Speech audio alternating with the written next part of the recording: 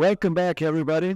This is It's a DARMAR podcast. It has been 3 years without DARMAR podcast, and we are restarting today with one amazing guest that I had privilege to meet in real life, also not just online. His name is David Luong. He's currently art director in Parallax Studio. Hi, David. And he used to work for one of my favorite companies that I grew up watching my whole life, Blizzard. And today he is an art director in Parallax Studio. And he will tell us a little bit about his career, and we will talk about the industry and everything, because I think we have been for a long time behind our screens. It's time to speak about it on the screen. Hi, David. Sure. Hello, Darko. Nice to meet you. Thanks for having me on the podcast. So, I guess I could say that I started growing up pretty poor. So what we did was we had the Nintendo system. We had computer games growing up just to escape reality. So it's a really inspiring thing to play video games and just to watch movies like Terminator 2 and Jurassic Park, and then later on The Matrix, Lord of the Rings. Those are all my big inspirations.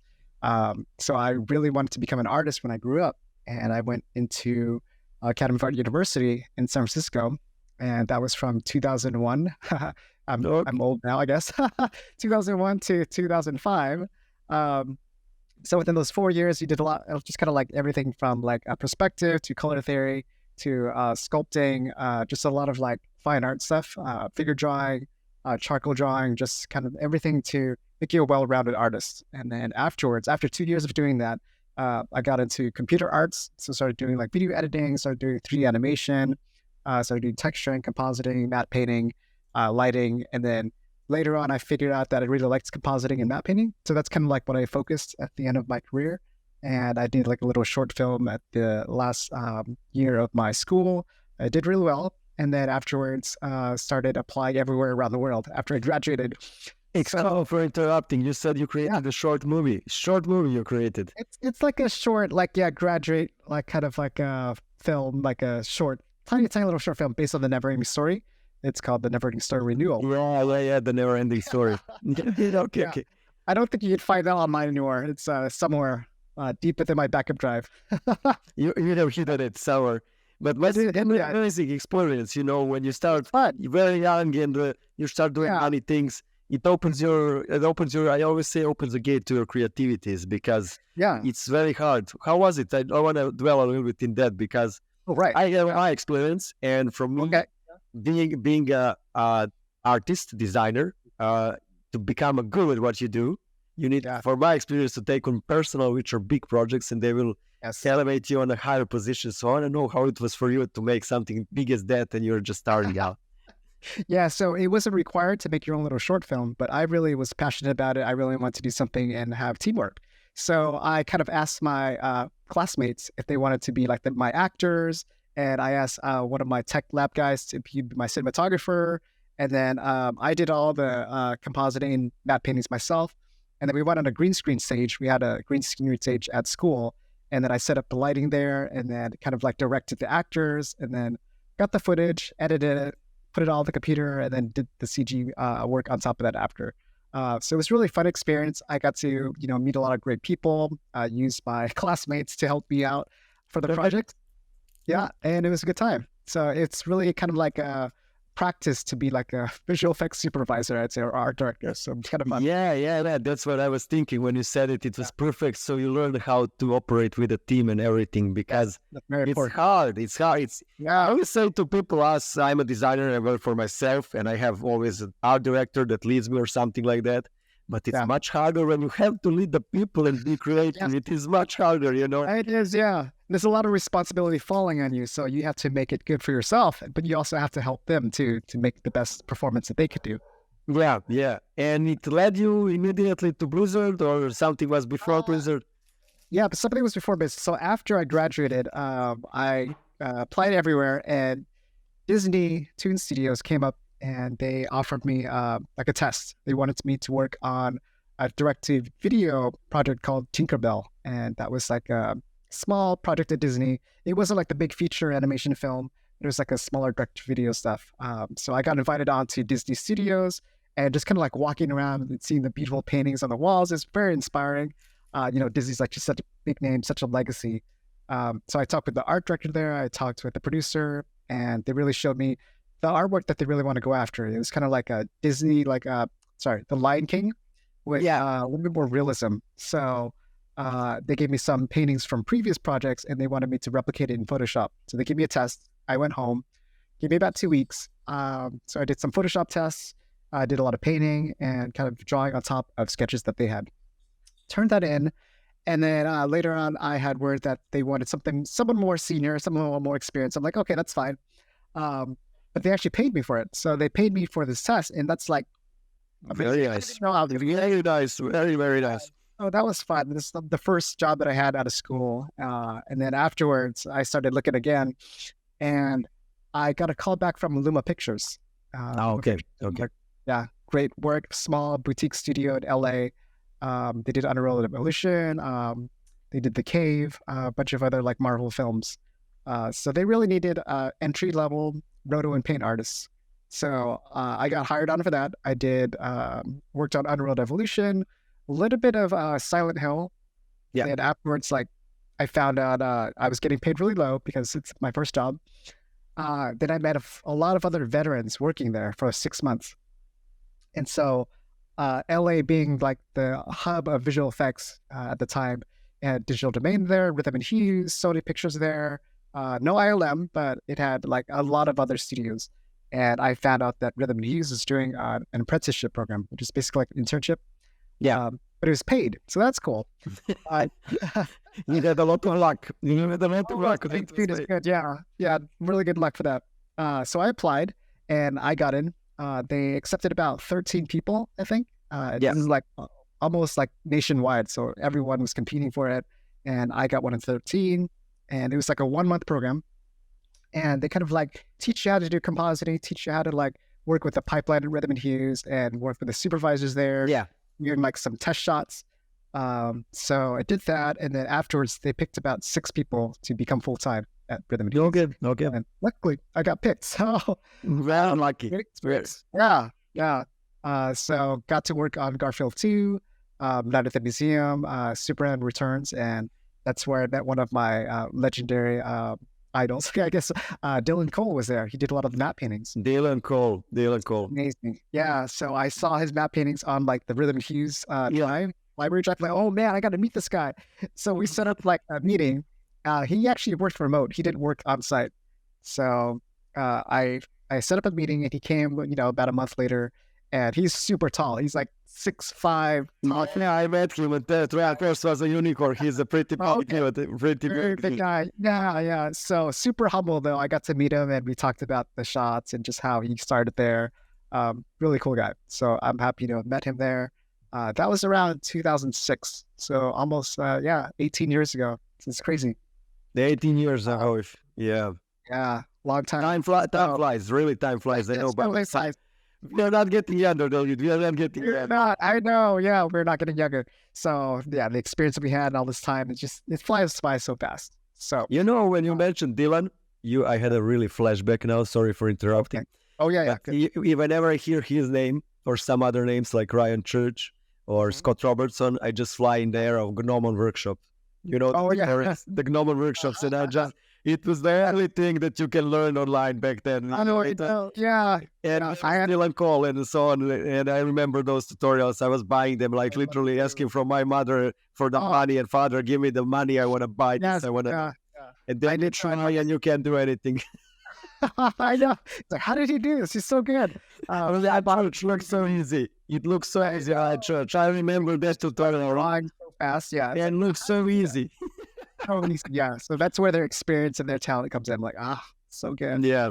So yeah, we always aspire to be, as great as those artists. And so yeah, it's really. That's cool. Good. That's good that you had the aspiration, because it's one of the main components to have aspiration to be somebody or better than them.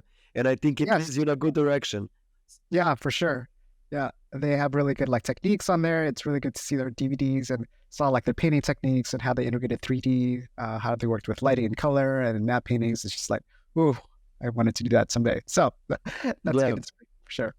So I got to meet him. That was really cool. Awesome guy. And then afterwards, Rhythm and Hues is like, oh, we ran out of projects. We're gonna have to lay you off. and maybe we can come back in like 6 months. But No, I'm damn like, it. I need a job now, right? I've got student loans. I have have to pay for my apartment. It's just a lot of things I have to pay for, so I can't just go on without work. So I applied everywhere again. This was the end of 2006. And luckily, I met a friend at Rhythm and Hughes who just went to Blizzard as one of the lighting artists. Okay. And yeah, he referred me and he sent my demo reel to the supervisors there, the art directors, and I got an interview. After that, I got a phone call in a week and just talked to them. It was about an hour long, and I felt really good about it. I guess they felt really good about it too. So they sent me another interview, part 2, to be on site in Irvine. So that was, about October 2006. So I did an on-site interview, and it was about 3 hours long. And then we had lunch. They had more interview talking. I talked with the director there, Nick Carpenter. I talked to Matt Samia. He was the head of the studio. I talked to it was Jonathan Bruby. I think you might know him too. He's, Of course. He is posting around now. He is posting a lot. I'm seeing a LinkedIn and everything. He's a great artist. He's a great artist. He's great too. So he was grilling me, and then I talked to Scott Abeta, the producer there too. All these people there who worked there for like a long time, just on the cinematics, and it was really cool to meet them. So I guess I left a good impression about it, and they're like saying, if we ever hire you, we don't want you to just like join our studio, have that name on your resume, and then leave, and then join another studio. We want people to stay here a long time. And I kept saying, no, don't worry, I'll never leave. Like, this is my dream studio, right? Like, if I join, you're going to have to kick me out. It's going to be like, I'm going to sleep on the floor. Everybody's dream. Everybody's dream, right? Yeah, for sure. I'm like, dude, I would not need you. So it's one of those places that you just join and you want to retire at. It's just, I know. We all grew up like looking in Blizzard, and like Blizzard was, when you think of anything cool in the gaming world, nothing in the gaming world, in the whole community, when you think of something cool, you think of Warcraft, you think of Blizzard, and you're like, for me, Warcraft, I was giving some lecture and I was talking about it, and I used it literally. I said, this is Da Vinci of our time. This is literally Da Vinci of our time. It shaped the generations. Like, everything is it's out of this world. And it is, I can imagine your feeling entering there, StarCraft, Warcraft, everything so flamboyant, so sexy. I mean, Jesus so Christ. Colorful, so happy there. Yeah. So I played, my first Blizzard game was Warcraft 2. I don't know what your first Blizzard game was. It was Warcraft 2, Orcs and Humans. Warcraft 2. The expansion, was it the Dark Tides, I think, was the expansion? Yeah. That was Warcraft 3, then Frozen Throne. Amazing, yeah, of course, Frozen Throne. And then StarCraft, I played StarCraft like crazy, just, LAN parties. I invited friends. We just played with our computers. We, brought our like PCs and our monitors to good times. It's still fun, right? Yeah, I mean, just drink like Red Bull and stay up all night playing games. It's so crazy. Yeah. It's all internet. It's unfortunate that people don't do it or that. I know I played professionally video games. Warcraft 3, me and my best friend, he's an architect now. We were top 50 in the world, if you can believe that. I was a human. He was an orc. And it was the best combo at that time. It was the best for combo. And we played, and now when you mention it, you throw me back in the past. And I'm just thinking, how much new generations are not losing because they're not sitting to each other when they are playing. It becomes a brotherhood. You can't bond with somebody over the screen. It's different than being in real life. So yeah. Oh, totally. Yeah. It's kind of like almost like remote work versus like hybrid work or in office too. Like, you lose a lot of that interaction when you're working all remote, especially for like a younger generation. Like, I think for veterans like us, like, we don't really mind. We could work remote. It's cool because we are experienced enough to be far away. But people who are like just coming in the industry, I think it's really recommended to be like, together in an office with other people. You learn more when you are with other people. You learn also about the dynamics, how you can talk with people. You learn what's okay, what's not. When you're through the screen, you don't know what's okay, what's not, because you don't sense the feelings, you don't sense the energy of other people, what's going on. Right, the body language and all that too. So that's all important as an artist growing up. So yeah.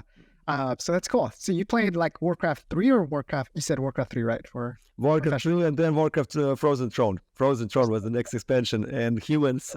I love playing. I mean, man, it's my childhood, and I see the statues behind you, and everything. And I see that that's the sword that you got for the Blizzard, right? For 15 years or 10. 5 years. 5 years. Okay. 10 years. Okay. Very cool. Very cool. That's the 15-year ring. So right there. Yeah, you were 15 years in one place in a Blizzard. Crazy, right? Yeah, it can imagine. So when they said like we want to hire you here for a long term, I'm like, I'm not gonna leave for a long time. Tie me up for the table and let me just play. Yeah. So Yeah. So the road took you literally. You were on a ride, and it took you to a place to become a cinematic director immediately, or how did it go? Oh yeah. So I did a lot of compositing and matte painting at Rhythm and Hues, and then I did do matte paintings at Rhythm and Hues, but I did a lot of compositing, but I did matte paintings on my own. So when I applied to Blizzard, they were looking for like a matte painting lighting artist, but I was hired on as like a lighter compositor, and then later on I started doing matte paintings as well too, and just kind of like using all three of my skills there to work on all the cinematics from StarCraft 2, Building Bad Marine, the original one by Fausto, doing all the modeling. Amazing. Yeah. So I'm a big fan of his work. I'm a huge fan. I'm a fanboy when it comes to Fausto. I'm a fanboy when it comes to Fausto. Yeah. Oof, that work. Yeah, so I think he went over to like Lightstorm now. I don't know what he's doing now, but he was at Lightstorm for a long time working on the Avatar movies. You had a dream team there. I've been following you, all of you. Vitali was also there. Fausto, Jonathan. I mean, that team is really, really strong from everything, and it keeps being strong now as individuals and everything. You grew up together literally there as a professionals and people. Oh, for sure. Yeah, so done StarCraft 2, and then like that was so much overtime. Like we were all young, we were like 20 something, so we didn't care working overtime. We were just there like working like overnight too. That's what I wanted to ask about overtime, because new generations, when they hear about overtime, they're like, no, I'm not gonna work 9 to 5. That's it. I think our generations were like, we were hungry to work because we never knew if there was enough money or anything back then. So we were hungry to own yourself. And it's fascinating to me. This industry, I don't know your opinion, but that's where I want to end this now and ask you this question. Do you think that you can become successful at what you do if you're working as an artist designer from 9 to 5 only? I don't think so. Not growing up like in the news generation. You have to do a lot more. You have to put in a lot of extra work for sure. That was a very short answer, really, very direct. Yeah. Definitely have to do more. What would you tell to artists, for example, who are starting out now?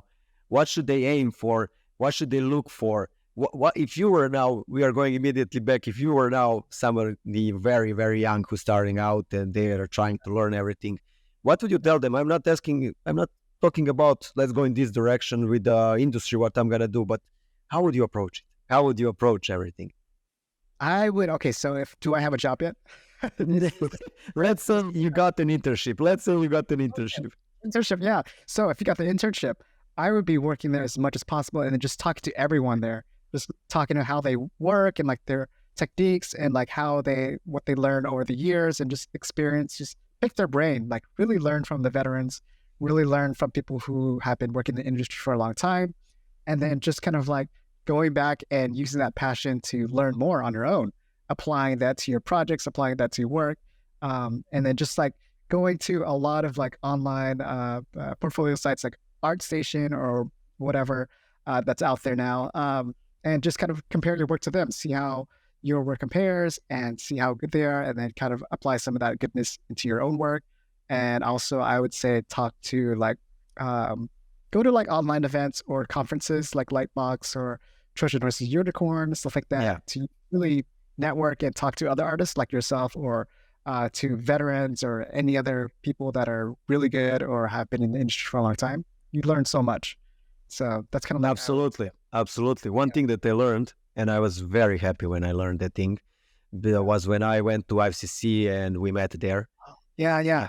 IFCC, it was a long time ago. And I know. Unfortunately, it doesn't exist anymore. So hello to Marco. It's unfortunate that it doesn't exist. Maybe he restarts it. But what was for me very important when I went there for my soul, not just for me, for my soul, was when you are trying to reach other artists online, it's a completely different story than being in a real life. And people sometimes have bad perception of that artists can be arrogant, that artists can be ignorant, and so on. But that's completely not true. When you come there, I met you. You were already in Blizzard. We talked. It was completely normal conversation. I met other guys. It was completely normal organization, and it opened my views because people are so nice in this industry, and many people put their restrictions on them, and they're like, no, these people don't want to talk with me. I'm nobody, and so on. But people don't understand that this community is very strong. It's very strong, and it's very polite. It's very open-minded and polite.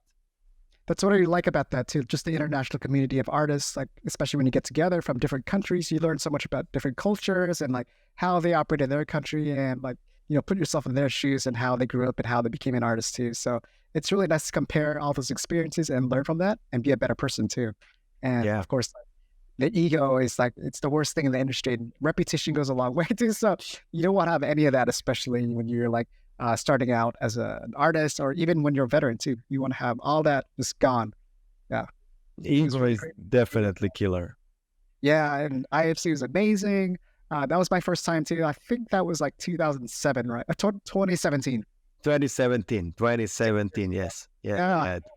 2017, I remember there was 700 people, 600 great artists, and maybe 100 students, I remember, which was great.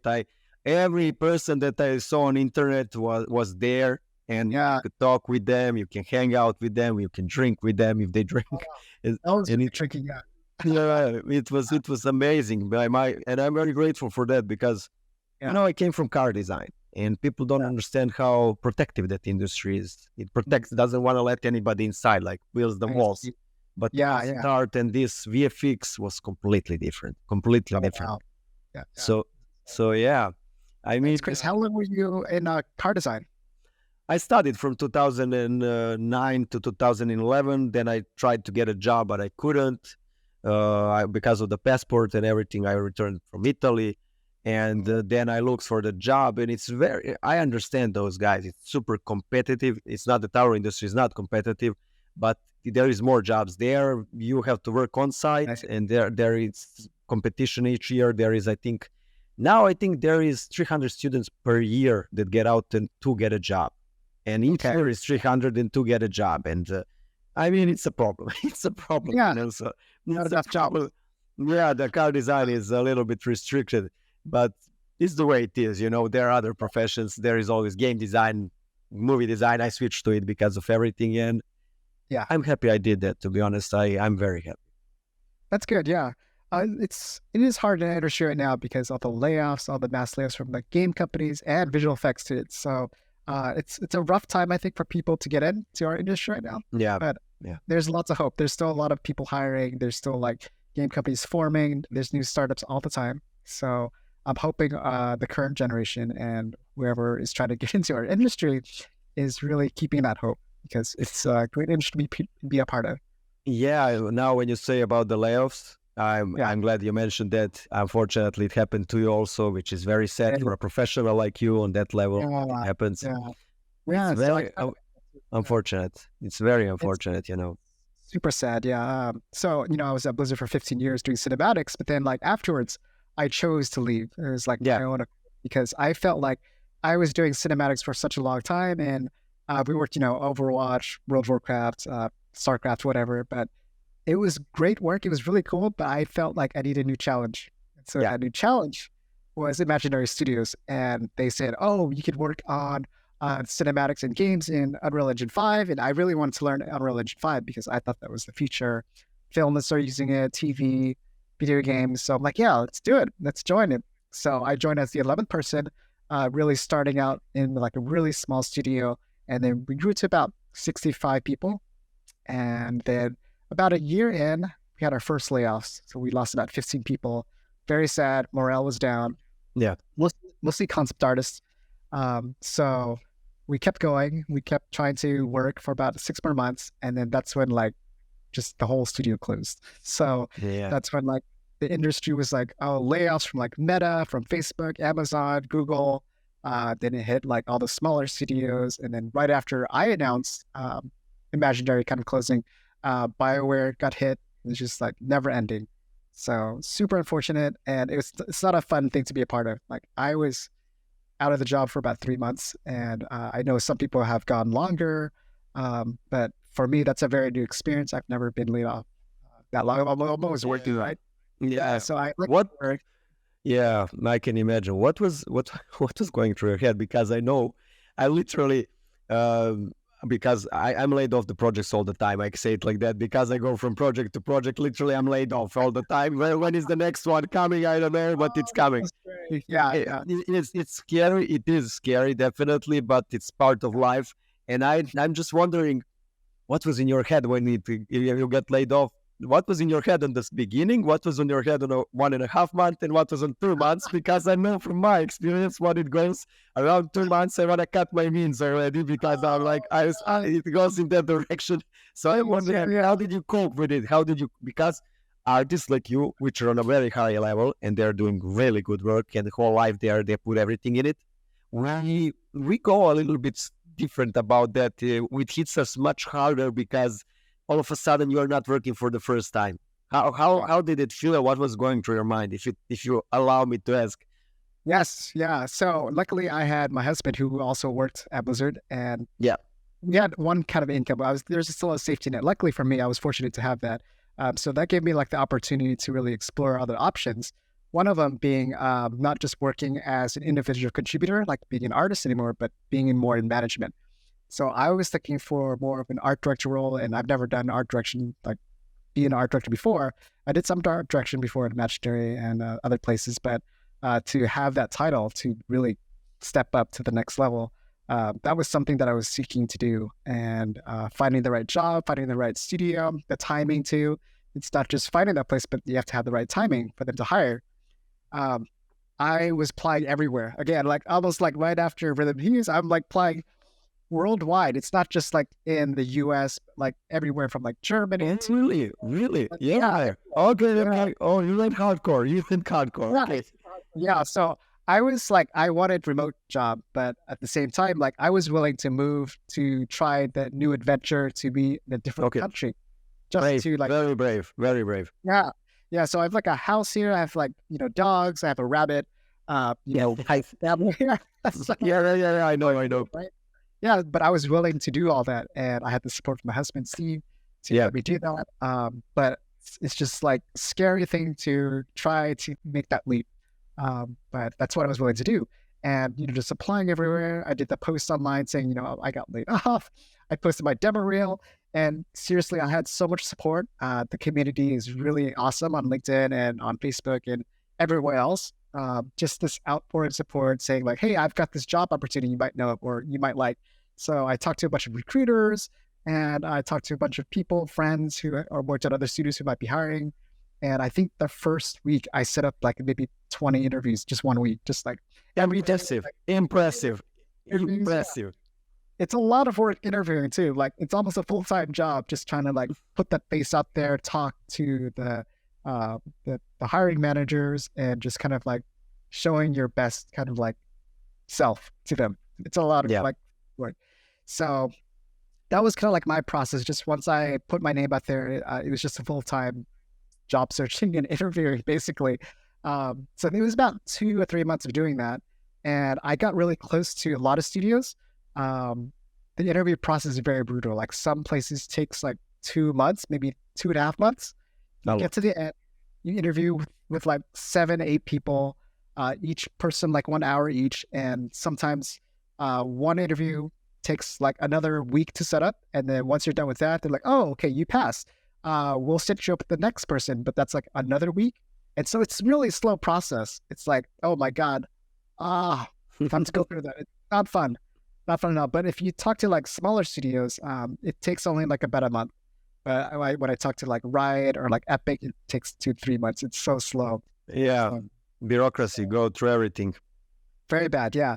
So luckily, I got to talk to Parallax, and that was one interview. Luckily, it's like, because it's a small team, it's only 10 people, right? So I talked with Steve Jung, I talked with the creative producer, and I talked with Ben, the previous supervisor. Yeah. And they grilled me for about an hour and talked about how I would work and how I would fit in the team.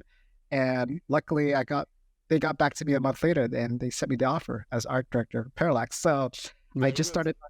yeah, very stressful. Lots to learn, lots to see how the team works. And luckily, Steve is a very patient man, so he like teaches me a lot of things too because it's his studio, right? He owns it and he knows a lot of things. He's basically like the production designer, and he's just helping me out as an art director, and just giving me notes on how I should art direct. So I'm very thankful to be there, and it's just awesome experience so far.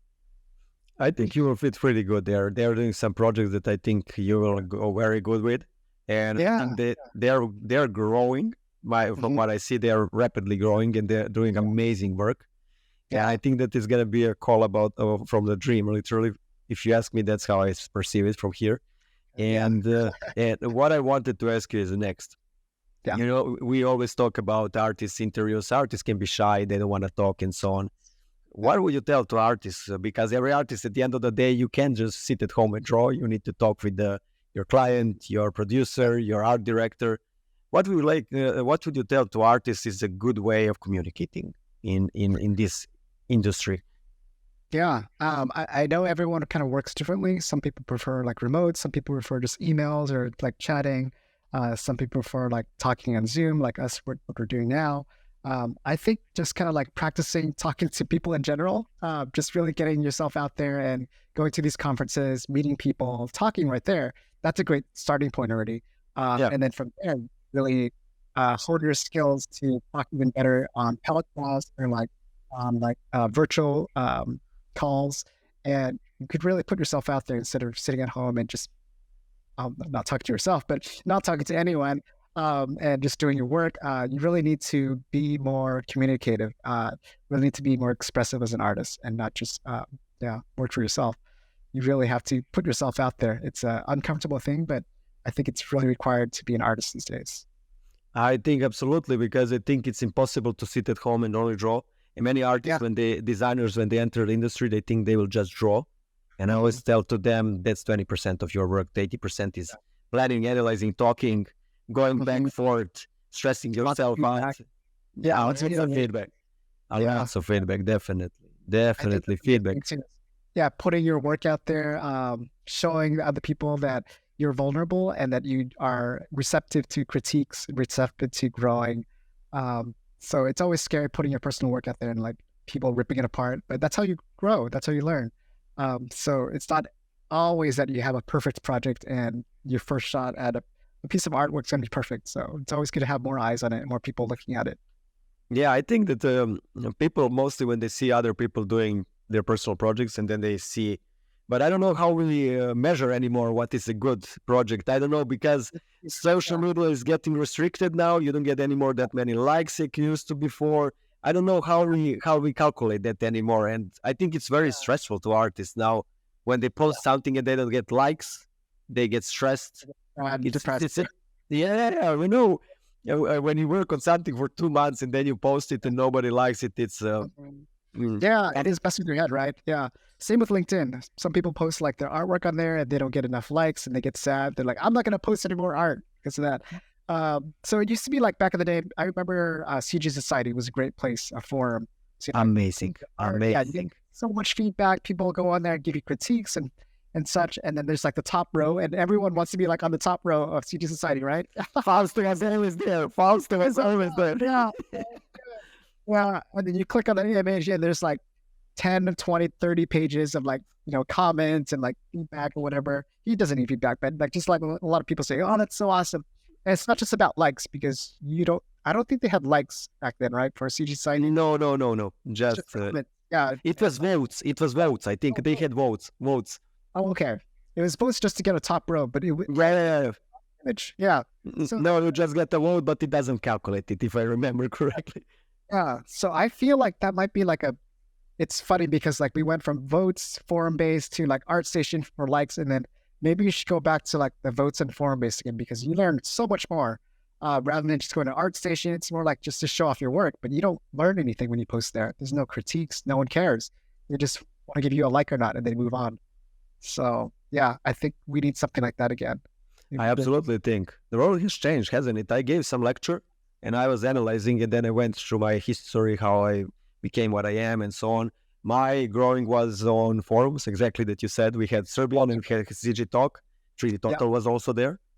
And people used to communicate much more and also give criticism. There was also conceptart.org, and now when you look at it, the people that were commenting on your work were some of the best in the industry. Yes, And they are, for example, you have Fausto De Martini there that comments on your work. You had Kekai Kotaki. I remember Kekai. I hope I'm pronouncing good, Kekai. And he was, I was a concept art for concept, and I came there. And now what you said, you post, and they don't send you fire. I like to say it like that. They don't send you just fire, they're like emoticon, but they really comment and they say it. And I came 2014 there, and I was switching from car design, and I posted it, and he hammered me. He said, everything is bad, everything sucks, everything so on. But it was one of the best things that happened to me because it was a reality. I was reaching there. I didn't understand the clue or anything. And I'm very grateful to him. I still didn't meet him. I want to tell him in person. But do you think that has changed in the industry also? Do you think that the commenting and feedback has also changed today, how it was 10 years ago? Yeah, I feel like it's just all about just likes or emoticons. You're saying like the fire icon or like the heart or the like or the down. I don't think they have the downvote anymore. Unfortunately. So I feel like it's just more fast paced. It's very ADHD. People just go on there, they look at the image, they do an emoticon, and they leave. Whereas before, like they were more invested as artists. They wanted to grow artist community, and they really had veterans coming on there, and not just like looking for the next generation of great artists, but also helping them out and being a part of the community to make it better. And that's what we're missing these days. I don't think we have that anymore, which is very unfortunate. Yeah, it has disappeared. Is it the situation is in the studios? Did it also change for you? That how people are commenting on other people's work? Did it change? Oh, I think it used to be rougher. I think it used to be a bit rougher, harder. It was rougher. So when we went to remote, I felt like it was less. But then now that I'm back in the office as an art director, I see that roughness again. Steve Jung is really hard on artists, and he's hard to get hard on the artists too. So we are continuing that legacy of giving great critique, giving great feedback, because we want them to grow. There's an artist that is in our studio, Parallax, and he just graduated from Art Center. So he's a new artist. And so we really have to like help him out and make him a little bit better. But he's also like really good already too. But it's just that little extra push to make him better. So I need to be harder on him at certain times to give him more feedback and sit down in person. And also when we work in office Monday and Thursday. So we have 2 days in the office and then everything else remote. But I think that works out pretty well because you get to know your team, you see them in person, you talk to them, and then you go home and you work remote. So there's a nice flexibility where it's kind of like a best of both worlds. You get to learn in person, and then you also get to have that flexibility at home afterwards. So it's been good. I think it's been nice to have that interaction, have those critiques for other artists. Yeah, I think the hybrid situation is pretty good, but I'm also grateful for Corona for one thing. I can tell you it opened remote spots. Yes. For me, it was perfect. For me, it was perfect before. Before it was negation all the time. No, yes, no, less. Now they can say anything. So anywhere around it. Yeah, which is Parallax because it's all mostly remote artists that we hire. So it's a great thing. I love that too. I want to dwell a bit more about the Blizzard. How was it for you? You've spent 15 years. You got the sword, or you got many items that you get every 5, 10, 15 years. Yes. So you are one of the rare people that I know that have been so long there. How was it for you? I loved it. So it was a dream for sure. I got to work on so many things that I grew up on, like World of Warcraft cinematics. I played World of Warcraft like so much after Warcraft 3, right? So many hours into it. I don't know if you played World of Warcraft. Did you play? I ran away then. That's exactly when I ran out. Something in me told me, don't go there. Don't go there. You'll never work after you play the game. It was just get lost inside the world. Yeah. So getting to work on that was just like awesome, and getting to learn from so many veterans. We started like doing things from 3D Studio Max to rendering in Brazil, and then rendering the Marine in StarCraft 2 was all within like 32 gigs of RAM. So Fausto was like a crazy modeler. We had to cut up different shots. Like we could only show like this much of his face before we had to like stop, cut the shot, and then render just his chest, and then cut again, and then render his legs, because he modeled it so detailed. Like it's like we can never render that in one pass. That was amazing. Getting to work with Fausto for that, and then getting to work on Wrath of the Lich King. That was one of my favorite cinematics to work on. Really kind of defining Arthas and creating some of the concepts for that and the map paintings and putting it all together, working directly with the director. So it was really cool because it's a small team. When I joined, we were about 50 people on the cinematics team, and you get to really work closely with the director, the art director. So that was really fun. And just working with Nick Carpenter, Matt Samia, those people, they were part of the cinematics team since the beginning, and they have a great eye for art and really great eye for cinematography. And he really knows his stuff. And I'm really grateful to be working under Nick for so long.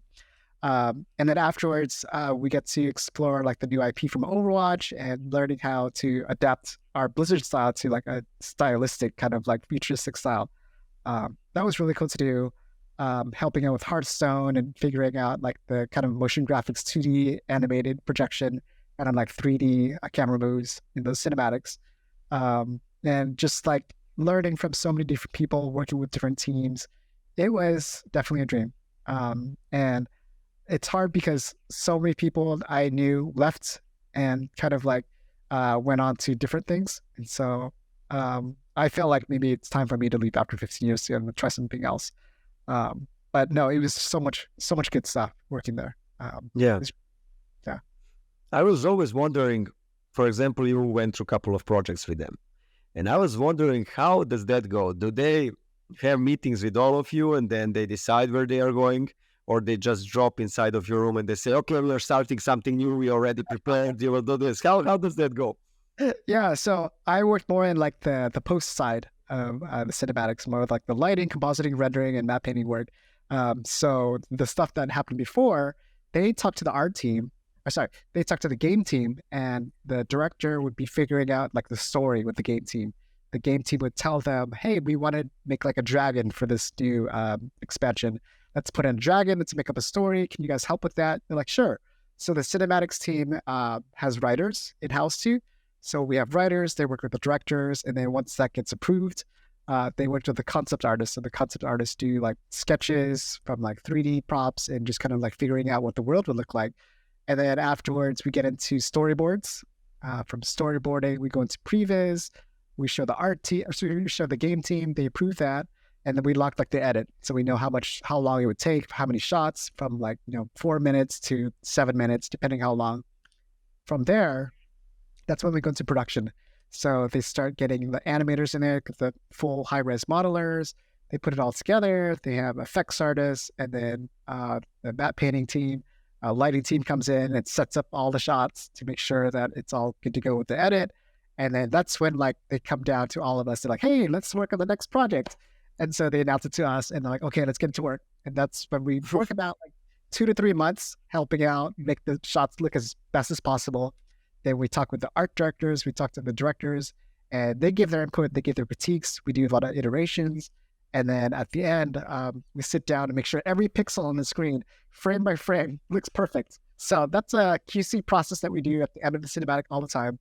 And that usually takes about a week or two after the cinematic shots are done. So you're sitting there like frame by frame, making sure like there's no like matte lines, there's no like popping in pixels, and you have to paint it out. If it's there, you paint it out frame by frame too to make sure it's perfect. Okay. Their process, like every single still frame of the cinematic should look like a poster. Really? Yeah, so it has to be perfect, like a poster. That explains the quality of it. Yes, Does it's it take 3 months? You said 3 months. Does it take only 3 months to do cinematic or that's just for our work. That's for the that's from your side. That's from your side only. So for the whole thing, usually takes about like 8 months altogether from start to finish. Yeah, and I was always, like most of the community that follows Blizzard, there was always a question, when will Blizzard make a movie like this?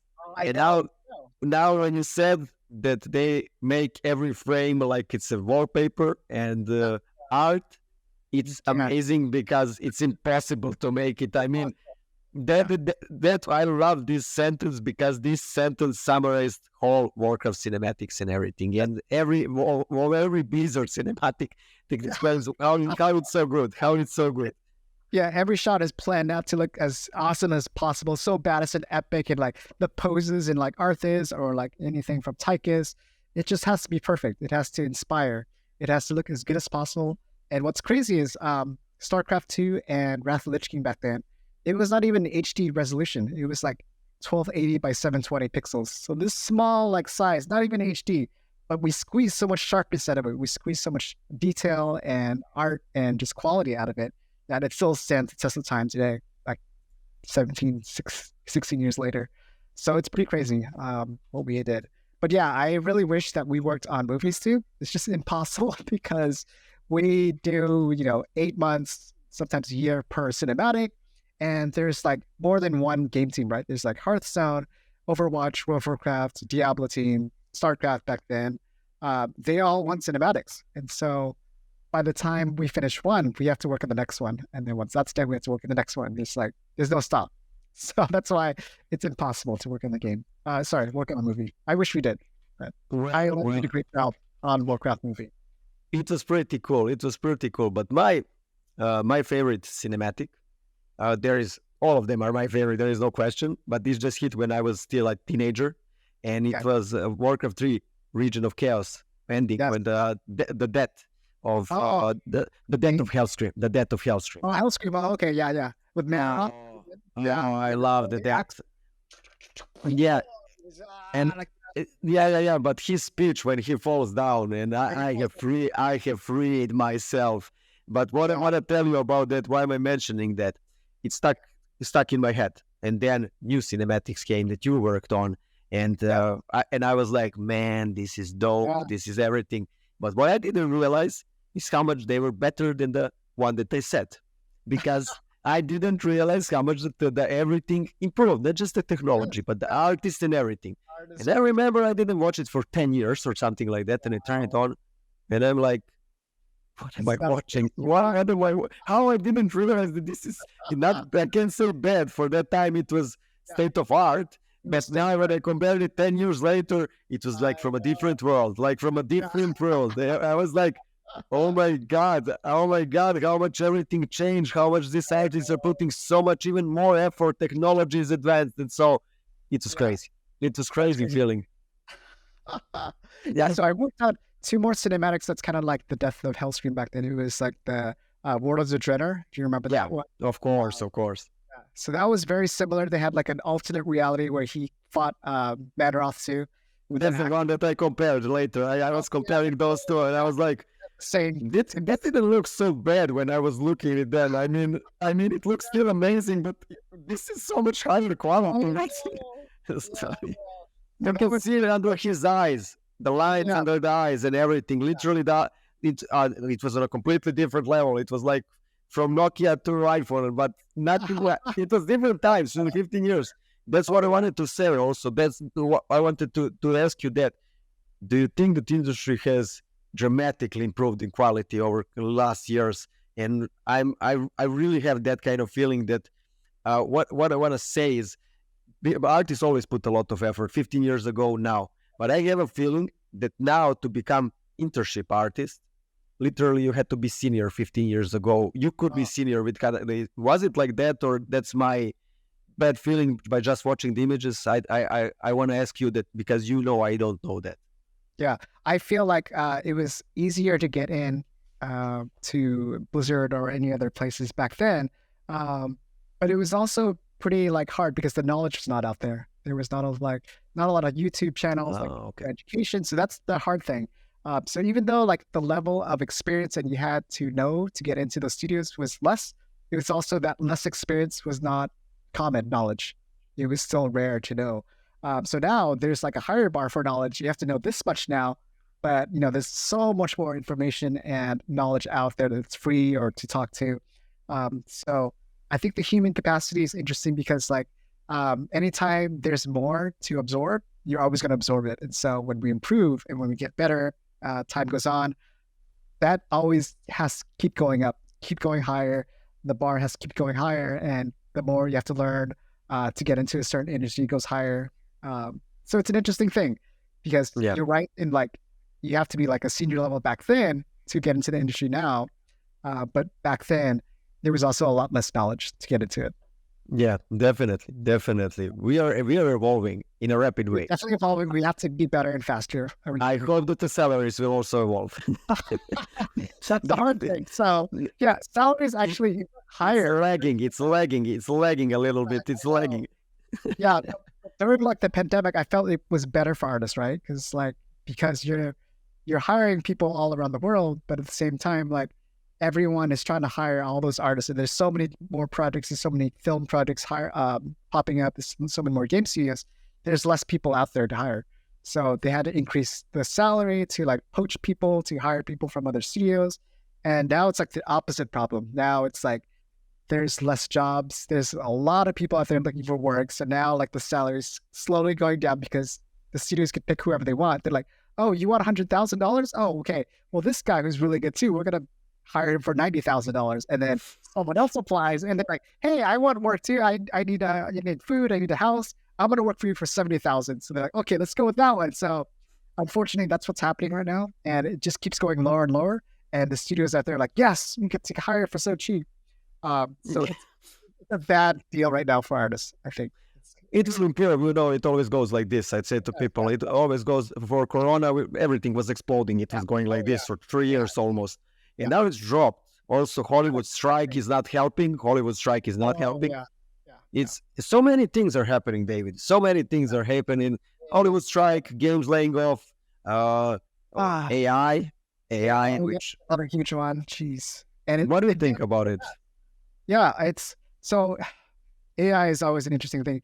Every time I think about it, it's unethical for me. Like I haven't really used it myself because I don't want to. It's like I know that it steals its art from other people. The database is based on stolen art. For me, like even though it can create art pretty quickly and it looks very AI. Like even though it looks kind of decent for as far as lighting, it uses models and other people and other environments, and it all kind of looks the same. Very similar. I would say it could get like ideas out quickly, but it's not very art directable. You can't really change things. It's not yours. It's not copyrightable. You can't use it for commercial. So I tend to kind of stay away from it. I tend to not really want to use it. So a lot of artists coming up these days and really wanting to get into the industry, they're scared of AI. They're like, why should I become an artist if AI could just do this for me? Like if the companies just use AIs. But they have to know that humans have different expressions. They have the capacity to do something that AI can't, and that's to become a creative person and to do something totally different that's not been done before. And AI can only steal human creativity. They can't create it itself. So absolutely. I think the word when you said now decent, that's the right word to explain AI for me. Yeah. It's an interesting, and I understand them. I completely understand them. If I was their age now starting out, I would say, why would I do this when they're, but I always give a parallel. I was in Serbia here stuck, and we had a different problem. And the problem was like, why would I educate myself so much when I'm not in USA or in Europe? Actually, we are in Europe, but we are not European Union. And when I can get those jobs, then I have to work from here only. But then it proved that all the hard work that they put in, the borders opened. And I think the same is with AI. The same is with AI. AI can create decent, really, as you said, ideation. But I don't know, creativity is getting more and more, not lost, but unified. Everything is the same. Same thing. It looks the same, yeah. Everything is the same. Even without the AI, is becoming the same. And finding your voice is very important in this industry. But you said you are not using it. I used it because I want to see. I never posted anything, but I wanted to see. It was impressive. I can't lie about it. Then again, the feeling inside, there was no feeling inside. Yeah, for me, so there was no feeling. There's just no soul to it, right? So that's a hard thing. It's like the machine could do a lot of the work, but there's just no human aspect to it. It's like, why should it be connected to art? Art is very emotional. Art is very like something that moves you. And so when you see a lot of AI art, it's like, okay, it looks good, but there's no story behind it. There's no intent. There's no like struggle at all. Yeah. I mean, when you're creating art, you literally put a piece of your soul on the screen. Yes, exactly. Yeah. On the paper, on the screen, it's there. It's you. And I always say to people, clay models are one of the most paid artists in car design, and they have always been. Why? Because when they are creating even though we have machines that can create surfaces and everything, when a machine mills it, it doesn't look good. Why? Because the component that machine is missing, maybe in the future it will have it, I don't know, maybe, is emotion. Every artist, you give them the same surface, but they create it differently because that's the tension they give. Yes, yeah, the different textures they put in there with their hand and just kind of like the lights. That's them. Exactly, yeah. That's it. And I know there are artists that became famous from copying, but the most famous ones are the ones that created something fresh and original. Yeah. And that's what AI can do right now, yeah. Which it might do something that would be scary. I'd be like, oh, that's when like it's the Matrix, or like that's when it's, you know, the Creator or whatever movie that came out recently about AI. That's when it can get scary. That's when like it could take over the world and then it might kill humans, like Terminator. I'm sure that artists are the first ones to get killed because we're sabotaging it. So I'm sure that we are the first ones. There is no question. You mentioned creator. I was fascinated. And great that you mentioned that topic, and I want to dwell a bit about what is the creativity for you. But I want to just say this: I read that creator was created with a normal camera that cost $3,000. Yes, the Sony FX3. Yeah. And it's interesting to me that I wanted to buy that camera recently, and it is interesting to me that out of all the tools they had at their disposal, they are talking about AI, and they are creating with the cheap camera amazing stuff. It's a pure creativity. Yeah, no, that's great about it. Like you really have like a constraint on you. You have a budget, and you want to make that as best as possible using the money that you have. And FX3 from Sony, it's a really good camera. But it's not just the camera that they used that made it good. They used the lenses, that really cinematic lenses. And then on top of that, they had really good visual effects. So it's not just like the camera that they shot it on, but, you know, everything. It's like the actors, the director, the visual effects, just the art that they put into it, the music, the sound. It's a lot more than just the camera, even though, you know, you'd say I bought the camera, but you have to put all that into perspective and create something even more than just the camera. Yeah. What is a great creativity for you, David? I mean, art goes in many directions. What is a great creativity for you? Creativity, I would say just kind of like putting your soul into it, seeing that like different kind of unique looking style that you have. That's kind of like the most creative thing that I would say to be seen in art. I don't see that very often. There's a lot of trends on like ArtStation and people kind of copying each other a lot, especially for concept art. A lot of that kind of styles are very similar. We're almost like what AI is doing right now, but it's like humans are copying each other a lot. And so it's hard to see that true style come out from people. Once that happens, though, it's just a beautiful thing to see. Yeah. Magic, very magical. Huh. Yeah, definitely. Art. And now that you mentioned about ArtStation, I have been saying that for years. When people come and they say, somebody told me in 2019 or 20 that there is 1.5 million artists on ArtStation. Wow. That's there many profiles. 1.5 million profiles. Yeah. I didn't know that. Yeah. Yeah, and I think there was 400,000 from China only, or something like that. In something insane. And I was when they said it, I was like, I will never get a job ever again. This is not working. This is not working anymore. Yeah, there's people there. They have the most people in any other country, so it's hard to compete. Yeah, it is. But I was shocked. But then you open ArtStation when you become successful, like you did and everything, and you start seeing as an art director, and you see 80% of stuff don't work, 90% of joints don't spin on the robots or on the humans. It's crazy how much your eye for everything changes. I was opening recently. I look up to many people, and I looked up to many people while I was growing up and becoming an artist and building my name. And it's crazy how everything changes the older you are getting and the more you're putting effort. For example, I was looking also at some stuff that I admired when I was younger, and my brain perceived it as the best thing in the world. But now I open it and I see, well, nothing is working on this robot. The joints are not working, but I loved it. I mean, I still love it, but it's the thing with so many posts, they're all the same on ArtStation. And right. Yeah. Yeah. What kind of advice would you give to that people? How would they move in a direction to build their style? Do you have any specific stats or steps or anything? I feel like instead of looking at other people's art so much on ArtStation and comparing your work on there, look to like your own inspirations from like movies or video games, and then drawing that to kind of combine those styles to be your own. If you look at like ArtStation too much, and you think like some artist there is look great, and then you see another artist that looks similar, and then you're like, okay, maybe this is something I should go towards.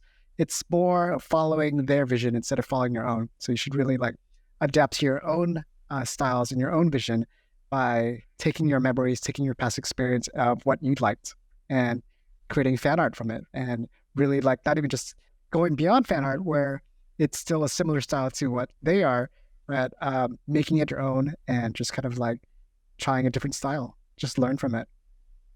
Yeah, it builds up, right? It does, yeah. What inspired David? What inspired you? For me, it's really what I grew up in the 80s. I'd say The Never Ending Story is a big movie that really inspired me. I like Spaceballs comedy. Spaceballs is amazing. Sorry for the I love when they're going with the comb through the desert. I love it. Yeah, the children in the desert, like combing the desert. I miss that kind of humor. I miss that kind of humor. I know they don't do it these days anymore. It's just so funny. But at the same time, the visual effects is awesome because it's done by ILM. Movies like that, like fantasy movies like Willow, also really great matte paintings, stuff from there. And then going into like Jurassic Park, Terminator 2 was also huge milestones for me.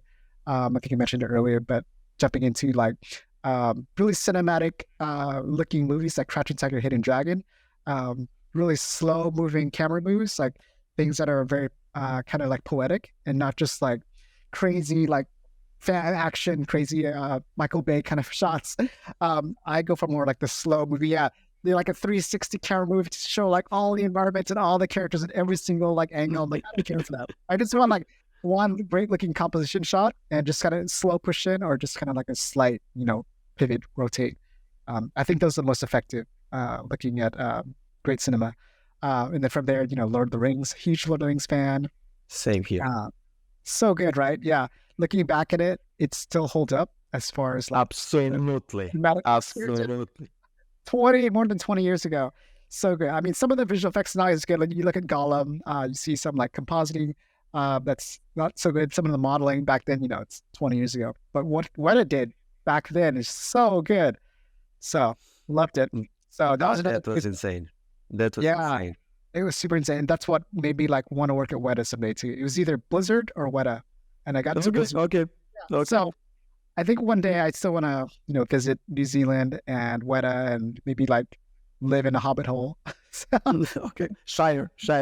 And I'll live the Shire and maybe work at Weta someday. I would still want to work there. It's just hard because they don't hire for like full time. It's just contract only. So and it's not very stable. It's hard. But being older these days, I'm looking more for like stability. So I'd want to stay at a place for like a long time, like 5-10 years, whatever. But one day, Weta. And then other than that, it's video games. Growing up playing the Nintendo Entertainment System, Super NES, Atari games, arcade games. I played Street Fighter like crazy, Mortal Kombat, so good. I played Ultima Online, and they got into, of course, Warcraft, StarCraft. I don't know if you played Red Alert too. It's like the other RTS. Of course. Yeah. Red Alert, the Russians in it is awesome. I love the voice acting in it. So RTS games has been a huge part of my life. And then getting into like Warcraft 3, of course, World of Warcraft. I played EverQuest like crazy, my first MMORPG game. That was 1999.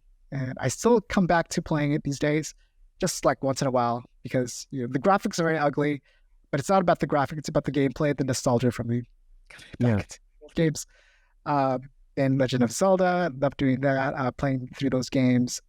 Link to the Past, played Adventures of Link, and then recently just finished Breath of the Wild, truly a masterpiece game on the Switch, and then started playing Tears of the Kingdom. A lot of hours being put into that. It's such an open world game that I don't think I'll finish it anytime soon. So those games are fun. I started playing Valheim too. Valheim was really good. Baldur's Gate 3, whenever I have a chance. Heroes of the Storm, I still play that. But yeah, those are the kind of things that I'm doing right now and what I got inspired growing up What games are you playing right now? Are you playing anything? I don't play anything else, unfortunately. I don't have time. I work a lot. I really work a lot. There is no time because I don't know. There is something. I used to play Warcraft professionally. Then I played Counter Strike professionally. But Counter Oh, Strike is my biggest love. We were the best team here, yeah, and they took me while I was a kid. I was 13 years old. They took me in a team. They were 10 years older than me, and it really shaped me. It really shaped me as a person and everything. To learn the dynamic in a team, egos, how to be a team, and so on. It wasn't just a game for me. It was a sport, literally. And then when I stopped that, something clicked in me, and I just stopped playing. But I did play it again when the Corona hit because there was nothing to do. I wasn't going out, and yeah, I just needed to go to instead of that to hang out with the boys. We all gathered the whole teams. But I played Overwatch. That was the last game that I played. Winston was my favorite character, and I really loved playing him. So video games are off my table for some time. I don't know. I wish that today had 48 hours. Maybe then I would have the time for games. But it's impossible. With everything that I do on a daily basis, it's impossible. And I just, I don't know. Spending so much time in front of the computer when I sit and I look at the game, it doesn't work anymore for me. I like to design it, but to play it doesn't hold. I was with my best friend a couple of weeks ago. He has a son. He is 4 years old, and of course, he is becoming a gamer as his father. Wow, And we give him the Sony, and he's playing. And I will never forget he's playing, and me being a professional gamer, I'm watching what he's playing. And I'm happy for him, but I'm super annoyed because I don't see half of the things on the screen that are happening anymore because of my age. And I ask my friend, and I ask him, do you see what's happening on the screen? And the kid is slamming on the joystick, everything. He is going left, right. I don't see half of the stuff. He's explaining me, and everything is flying around. And I ask my friend, do you see? He says, I have no clue what's happening. I'm so ashamed of myself. Yeah, they're so fast paced now. It's like the games now, it's just so like has to do with like microtransactions, like things flying up in the air, and like all these little text things. And I think it's like some of my relatives, like the young kids, are playing like Roblox, and I'm looking at them like, what are you doing? It's like walking around in like different costumes and like different colors, and like talking to other friends and walking around like, what's happening? It's like, oh, I'm doing this, I'm doing that. I'm like, man, I can't understand what you're doing. It's just crazy. And like Fortnite, I'm like, what is happening? I'm like, I don't know too. So I totally get it when you say that too. It's just like these new games that the kids are playing. It's very different. Yeah, very different from what we did. They're very, very different. So fast. Yeah. I don't know. I remember now that screen and like, I didn't understand it. I didn't understand anything what's going on. And I'm like, I want to join, but I can't join because I was staring you down. Yeah, it's a different world, especially with them. It's like, they're 20, 30 years younger. They were playing on a tablet, playing on a phone, and we didn't have phones or tablets till, 20, 30 years later. Yeah. World. Yeah. Well, I want to ask you, this is a wonderful interview. Thank you for everything. And I wanted to ask you for the end was, what do you think, where the industry is heading forward? What do you think is the future? And what's going to happen? What do you think? So we just had those mass layoffs at the games, and then we just had the huge writer strike. There's the actor strikes too. The actor strikes are still going on, but the writer strikes are finished. And so we're about like a 5 to 6 months delay for all the visual effects studios. So there might be a little more layoffs happening, but then they might hire again like crazy when the writer's coming back in about like early 2024. So I think at the time, it's going to be a great time to get into the game industry, get into the visual effects industry. So keep your heads high. I think it's going to be a really cool thing to get involved with. Unreal Engine 5 is doing so many great things for both visual effects and gaming. It's a really democratized tool to learn about. So you could be able to work in games and visual effects. So I think learning that is a really useful thing. Learning Blender, of course, it's free. I think you're now a Blender master, right, Darko? So I love Blender. So really getting to know Blender because it's a really good program. It's professional too. Unreal is free right now too, until they change their model. So I think those two things are the biggest thing. Of course, Photoshop to do everything else. Substance, I think those are the main big things to get into and learn about, and just network and be a part of conferences, check out podcasts like this one, learn about it, ask questions, email your people that you look up to in the industry, and just be involved. Yeah, that's a great advice. I think, yeah, that is definitely great advice. I think we are heading in that direction, and we need to give hope to people. So they are, because of all the strikes, layoffs, AI, it's a very confusing time in the industry currently, but I think that is going to change.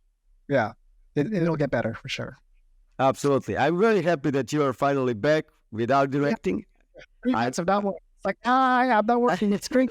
I will have a time to rethink everything, but now is the time to show everything that was held back, and it's time to show to Parallax.